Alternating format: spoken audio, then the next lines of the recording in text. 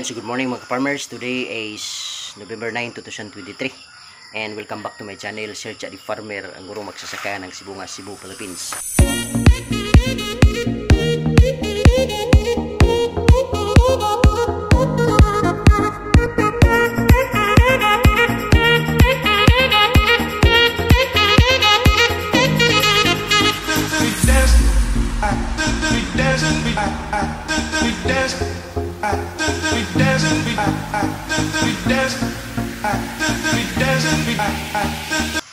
If you're new to this channel mga farmers, please don't forget to subscribe and click the notification bell in order for you to be notified with my coming videos.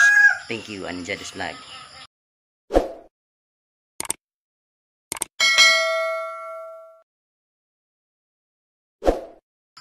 Okay, and so our topic today is all about our 20th harvest. But before anything else, I would like to shout out to my mentors in Ampalaya Farming. Shout out agaw Jupel the Farmer, anak ni Matoy, and the same time shout out agaw Pinus Vlog.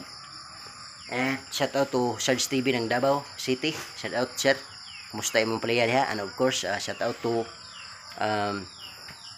Salvador Farmers, Jojo the Farmer from Barangay San Antonio, Southern Leyte, Boss Ayan Vlogs ng Barangay Cagay, Sibungas, Cebu, and of course Police Farmer, Bomberong Farmer, and the same time Gregi Farmer, at sa lahat ng ating mga tagapagsubaybay all throughout Luzon, Visayas, and Mindanao. Shout out. And by the way, shout out sa mga kaibigan natin mula dyan sa Barangay Duguan, Sibungas, Cebu, sa Redondo family.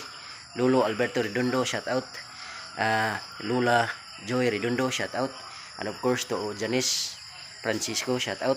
Ivy Sibilia, shout out. And of course shout out also to Ma'am Tessa Sordilia or Ate Tessa Sordilia. And shout out Pete Andros Villa at sa lahat po ng estudyante sa Teodoro de la Viga Memorial National High School. Shout out po sa inyong lahat, teachers, faculty and staff, guards, sa lahat. Shout out. Okay, so tara na mga farmers. Okay mga farmers, so welcome back to my channel, no? So today is the 20th harvest of my Galaxy Max F1 Ampalaya. And as you can observe mga farmers, is my mother, no? My mother is having a selection today. So nakalagay na dyan yung ating mga harvest ngayon, mga goods class A. And then as of now, naka-selection pa rin yung nanay ko. So meron nang nalagay dito. Yan. So meron tayong ito, consider as reject, pero yung iba hindi reject kasi ibigay natin to sa sa donation doon sa mga yung may nagtatrabaho ng bahay na pinutulungan dito sa amin bayan, dito sa amin barangay.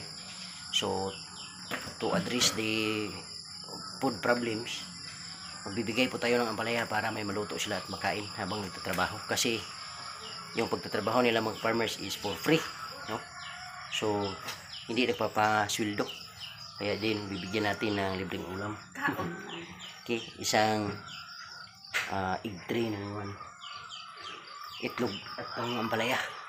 Yung maghatid nito is yung aking kapatid na barangay councilor. Okay, so yan mga farmers. Yan, so good morning mga farmers. These are our harvest today, no? 20th harvest of my Galaxy Max F1 ampalaya. So these are the selected, no, ampalayas to be distributed in Carbon Market, Cebu City via our middleman. Shout out Day Chiril and Dung Ryan, Simapranca Aldaba. So shout out sa buong pamilya ng Simapranca family. Shout out. And of course Aldaba family. Shout out. So today we have the 20th harvest. So ito, nakaselect na ito mga farmers. These are all class A.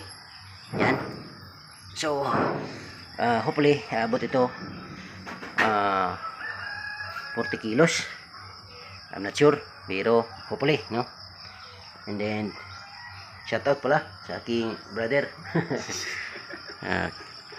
Councilor Dindo Ricaborda. So siya po ang magbibigay ng ating ampalaya na i-donate doon sa naggagawa ng bahay ni Parikoy. At saka samahan niya ng isang egg tray ng itlog. Yan mga ka-farmers. So ito consider as reject, pero hindi po siya reject kasi hindi naman po siya hindi naman siya lanta or inuud, wala namang problema. Yun nga lang, we bear separate this one this way kasi dito tayo magsiselect para ibibigay doon kay Parikoy sa mga trabaho ng bahay ni Parikoy.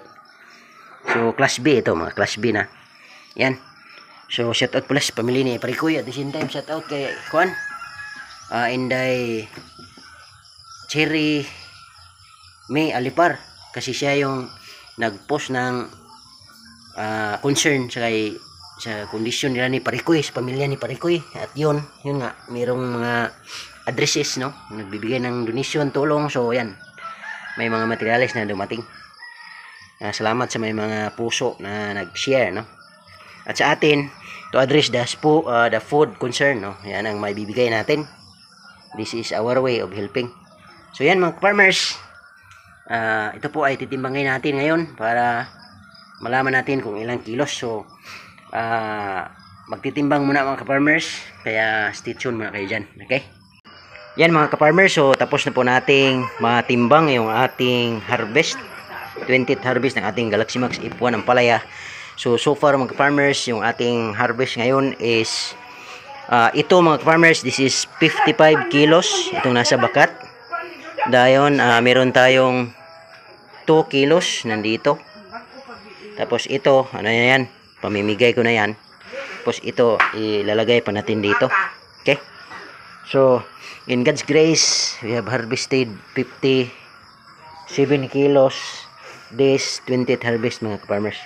So, thank you so much Lord for this blessing. Grabe. So, yun nga. Napakaganda ng ating harvest. So, ito. Naapar ba day gamay ng bukaga na? Apam day ko ano? So yung ano mga farmers, yung siniseparate natin, lalagay pa natin dito. Okay? So yun po yung ating harvest mga farmers. Maraming salamat. So thank you so much for watching mga farmers. Once again, this is Sir Cha the Farmer, ang guro magsasaka ng Sibunga, Cebu, Philippines. So shout out sa lahat. Maraming salamat. Bye bye.